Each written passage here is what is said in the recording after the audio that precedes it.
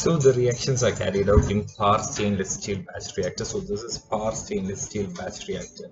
It would be, it is the reaction vessel, clamps, round rings would be there, and this is the upper portion of the reactor.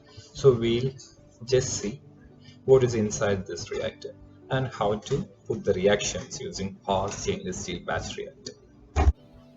So this is the reaction vessel.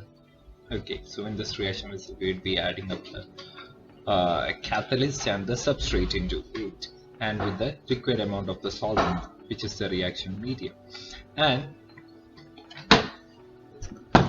reaction vessel generally have the action of a beaker only. Now this is the upper part of the Parr reactor. So from this Parr reactor you can see this is the pressure gauge. You can see at what pressure on pressurizing it would be changing this particular, and this is the pressure sensor.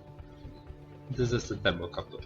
So this will dictate the temperature of the system, and this will dictate the pressure. So based on the dictation here, the pressure would be changing here. Now this is having 3 openings actually, 1, 2 and 3. Out of this particular opening is the inlet, because you have to provide the gases into the reaction. So you would be passing the gas through this inlet by opening this one. Okay, now this is the outlet. Suppose if you have to purge the system, you have to just pass the gas and immediately release this one. This is the outlet system. So you have the inlet and outlet. Now the next thing is that what is this one for? This one is actually meant for the reaction studies. Okay, suppose for kinetic studies and all, during the course of reaction you want to take the sample and analyze, you actually use this one to take up the reaction mixture. Now if you look at see, these are the portions you have. One, this is the stirrer. So you can see this one is rotating, so this is actually having the action of stirring, and this one, so this one is connected to this one. This is thermocouple, which would be dipped in the solution and determining the temperature inside of the reactor. Now this is called as the dip tube. So this dip tube is the tube which is connected to the outlet, where we would be taking out the sample for the reaction studies, so kinetic studies. So the dip tube will also be immersed inside the solution. So once you have put your sample in the reaction vessel, catalyst and the substrate, you have to close it like this. Then since it's a high pressure reaction, you just need to clamp these things. For that only you have this rings. These are called as split rings. Okay, therefore the split ring is just like clamping. Okay, if you see this, you can clamp this split ring like this. So actually you have to clamp this along this side, clamp this and tighten all the screws. Okay, once you have done that, you have to pressurize the system.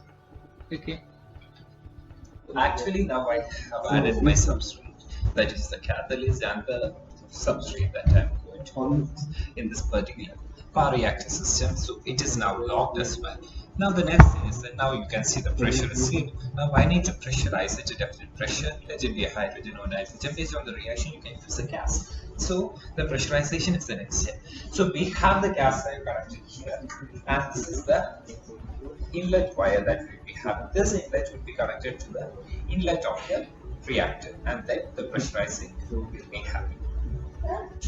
So now you can see I have pressurized this to almost 40 bar. Now we can directly start our reaction by keeping it in this heating vent. So you can see this is a Parr here. This is the Parr reactor setup. This is also a Parr reactor, but of the different mode. So you can see in this particular Parr reactor, there is a heating vessel. This is the heating vessel of the Parr reactor, where I'll be keeping this vessel inside that. Then this is the motor. This is the motor for steering. So this one is locked with this one. So once the reactor setup is started, it will be steering based on the input that you are giving. So if you look at here, you can see the controller system. This controller will control a more temperature.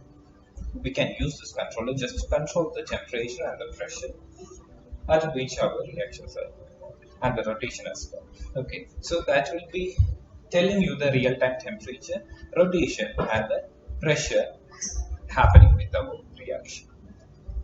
Now let's fix this one to the uh, vessel system. So this is the I'll be keeping it inside this particular part.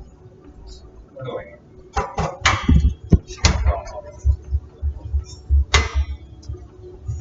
so we have to clamp this one.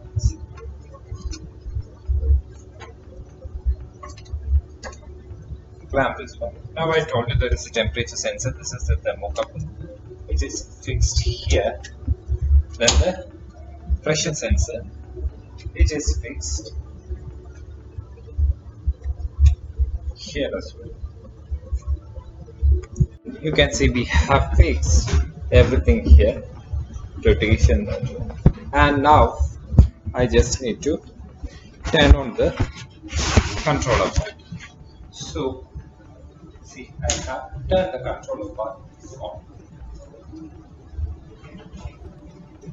You have to also need to connect the water supply, because if you are doing at the high temperature, you have to provide the water supply. So if you look at this controller part, what you can see is that you have temperature, pressure, rotation, everything there. So by adjusting this point, you can set the temperature of the reaction. Okay, so now you can see that the reaction is kept at 40 bar pressure.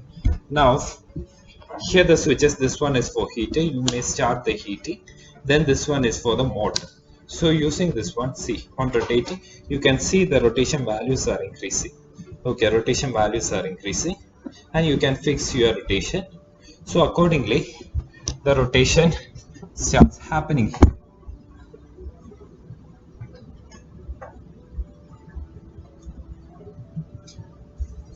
So this is the other setup which has already been kept. The reaction is going on here, and you can see after a time period, it is kept for 180 degrees Celsius. Now the temperature has reached about 84, and the rotation is 932, and the pressure is 33.3 bar. You can see the pressure is increasing.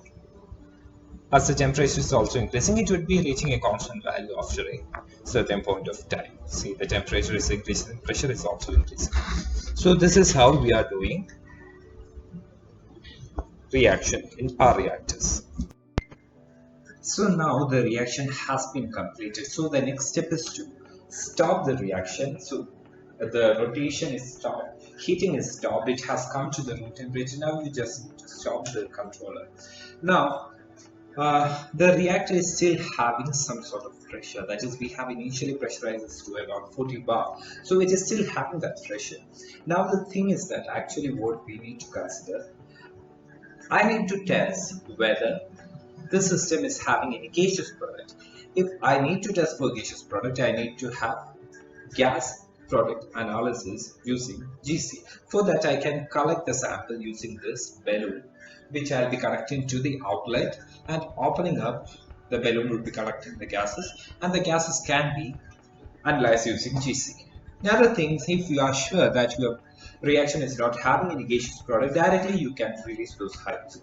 But the main thing that you have to have in your mind is that hydrogen is highly inflammable gas, so you cannot open up the hydrogen like that. You are releasing the hydrogen in water. For that, we'd be taking a flask of water and the tube to the outlet, and we'd be releasing the hydrogen. Once the hydrogen is released, you can release the pressure controller, the thermocouple, and you can directly filter your liquid product, just like the normal filtration that you will be doing in your schools and colleges, chemistry labs. Okay. And that liquid product that you are getting is further used for the HPLC analysis.